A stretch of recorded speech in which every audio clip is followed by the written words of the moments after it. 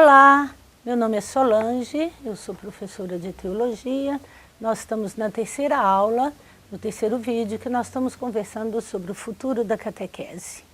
No primeiro vídeo nós falamos sobre os sinais de falência da catequese atual e a necessidade de repensar a catequese. No segundo vídeo nós falamos sobre as mudanças da sociedade atual. Se a sociedade muda, é claro, tem que mudar também o nosso modo de fazer catequese. É exatamente porque não mudamos que a nossa catequese apresenta tantos sinais de falência. E agora, por fim, nós vamos falar sobre os desafios que essa sociedade apresenta à nossa catequese.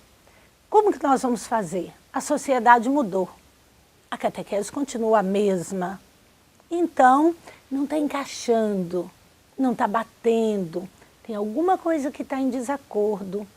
Tem hoje algumas urgências, alguns desafios, algumas necessidades que a catequese não pode tapar os olhos, fingir que não vê. A catequese tem que enxergar e, inclusive, ela tem que dar uma resposta.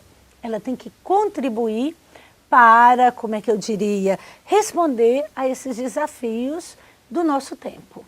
Bom, o primeiro desafio sobre o qual eu quero falar é o que a gente chama de desafio querigmático.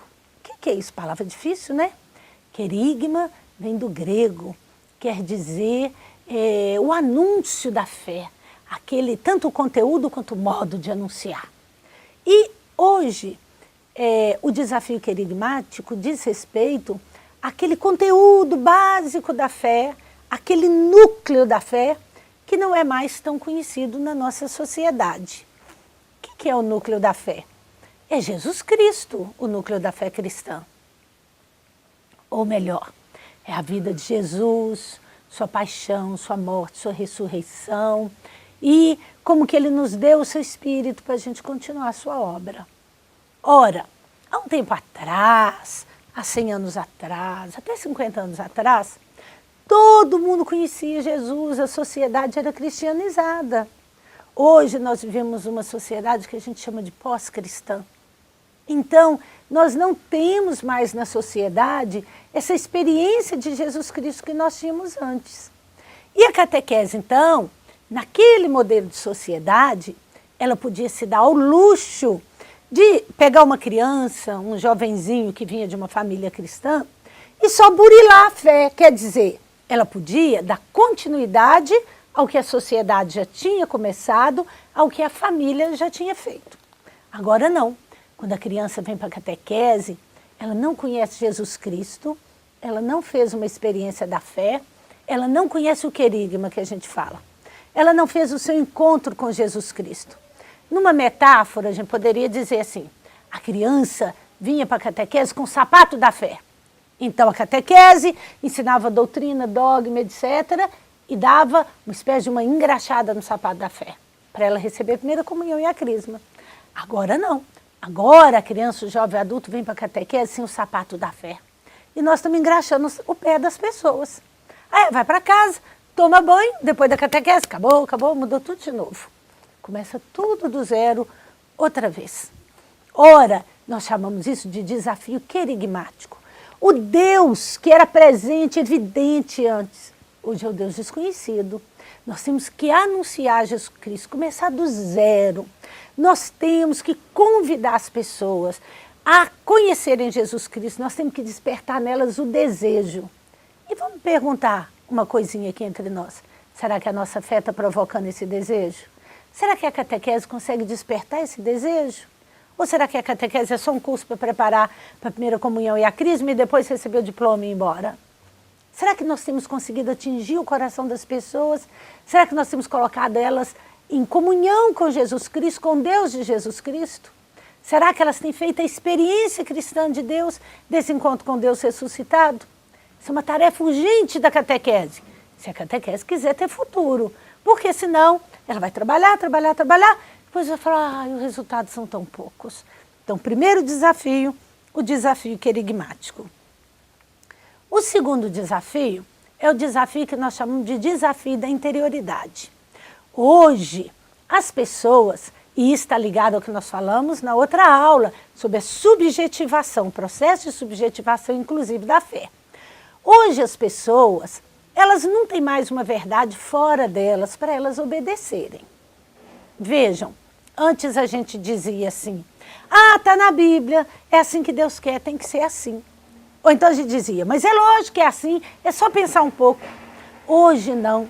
Hoje a gente tem necessidade de interiorizar todas as coisas, inclusive todos os valores e a fé, e descobrir lá dentro de nós aqueles valores mais profundos que norteiam a nossa vida. Nós falamos assim que hoje há uma busca, há uma procura pela identidade. Nós não sabemos muito bem quem somos, mas não. Nós temos que redescobrir quem somos nós. E nesse processo de identificação, nesse processo de redescoberta da identidade, nós temos também que redescobrir a fé, redescobrir Deus.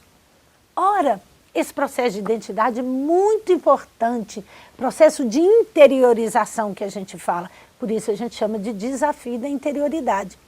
Ele é tão importante porque é ele que nos dá as balizas para a nossa vida. Antes, a gente sabia que caminho seguir, a família dizia, a igreja dizia, a escola dizia. Agora não. Agora a família diz uma coisa, a igreja diz outra, a escola diz outra, a televisão diz outra, a internet diz outra, o celular diz outra, meu amigo diz outra. Nesse mundo plural, multirreferencial, quem que a gente vai seguir? Então, não sabendo a quem seguir, nós temos que procurar lá dentro de nós aquela voz de Deus que nos fala. Ele fala na nossa consciência, no nosso íntimo, ele fala no profundo de nós, ele está em nós, ele habita em nós, esse Deus amoroso, ele entra em contato conosco, ele nos fala na primeira pessoa, ele dirige sua palavra a nós. E como ele se comunica conosco, ele nos dá lá dentro de nós sinais, luzes, para a gente poder seguir o seu caminho. Isso não quer dizer agora que a verdade foi relativizada e subjetivizada, não. Não é isso. Mas quer dizer só que nós ficamos mais humildes, que nós admitimos que ninguém possui a verdade. A gente só se aproxima da verdade. Ela é uma luz que ilumina a nossa vida, mas a gente não retém ela. Não é possível absorver e falar, eu sou dono da verdade. Então hoje, a fé precisa caminhar pelos trajetos, pelos rumos, pela história da interiorização. Se a fé ela nos ajuda nesse processo de afirmação da identidade, se a fé pode ser interiorizada, se ela pode ser subjetivada, e se ela faz sentido para a nossa vida e responde aos apelos da nossa vida, então nós abraçamos a fé. Se não, assim meio na marra, de fora para dentro, é bastante complicado. É o desafio da interioridade, da subjetivação, da busca da identidade, que a fé tem que colaborar com ela. Outro desafio é o desafio que a gente chama de educativo ou pedagógico. Vejam bem, a catequese andou pelos caminhos da escola. Ela fez da catequese uma aula de religião. Então, o catequista virou professor, o catequizando virou aluno, a fé virou uma matéria que a gente estuda, e a catequese virou sala de aula, e nós levamos caderno, etc. Tem prova, tem que decorar, tem que saber, nós temos que encher a cabeça de coisas. Esse é o processo da escola. E esse não é o caminho próprio da catequese. A pedagogia da catequese não é nem a pedagogia do ensino, que entende a criança como uma tábua rasa, o catequista vem colocar as verdades nele, nem o caminho também do construtivismo, onde a pessoa vai construir o seu conhecimento de Deus.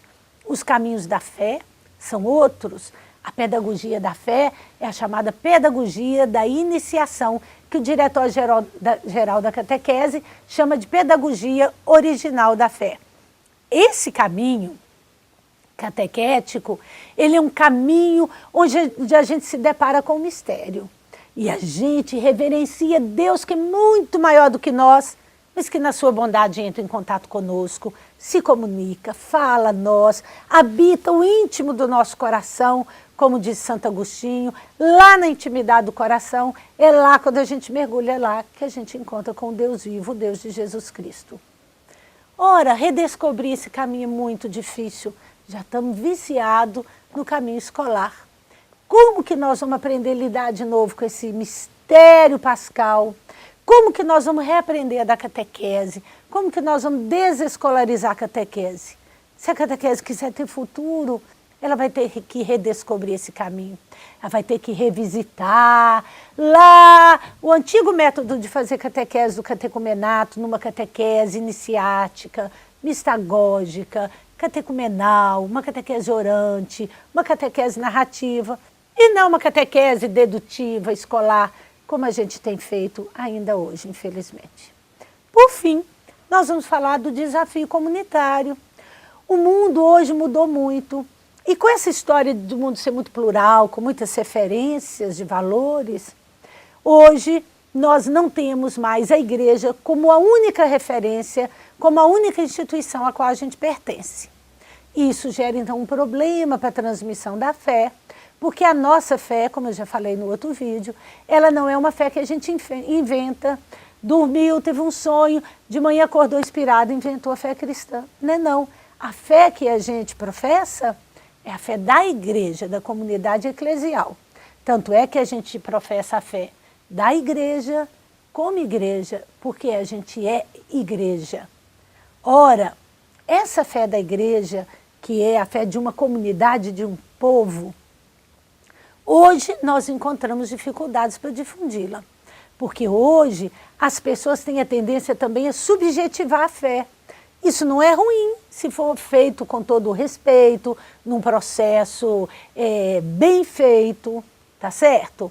E nós temos o direito de personalizar a fé, já que Deus nos chama na primeira pessoa e nós temos que responder a Ele. Mas o problema não é esse. O problema é que, às vezes, no processo de subjetivação da fé, a fé se torna uma coisa individual e que a gente quer experimentar sozinho por conta própria. E aí a gente não pertence mais a grupo nenhum, a gente não tem mais vínculos de pertença. Hoje os vínculos de pertença mudaram. Antes eles eram contratuais, que a gente fala. Eu fui batizado, eu tenho um contrato com a igreja, eu pertenço a ela, eu tenho que morrer católico. Hoje não. Hoje a gente não liga mais para esses laços contratuais. Hoje os laços são de dentro do coração. São os laços de interesse, mas não interesse no sentido negativo. Interesse no sentido de desejo, no sentido de vontade. E sem desejo e vontade a vida não move. Então, hoje os nossos laços de pertença, eles passam pelos interesses que aquela instituição consegue despertar em nós.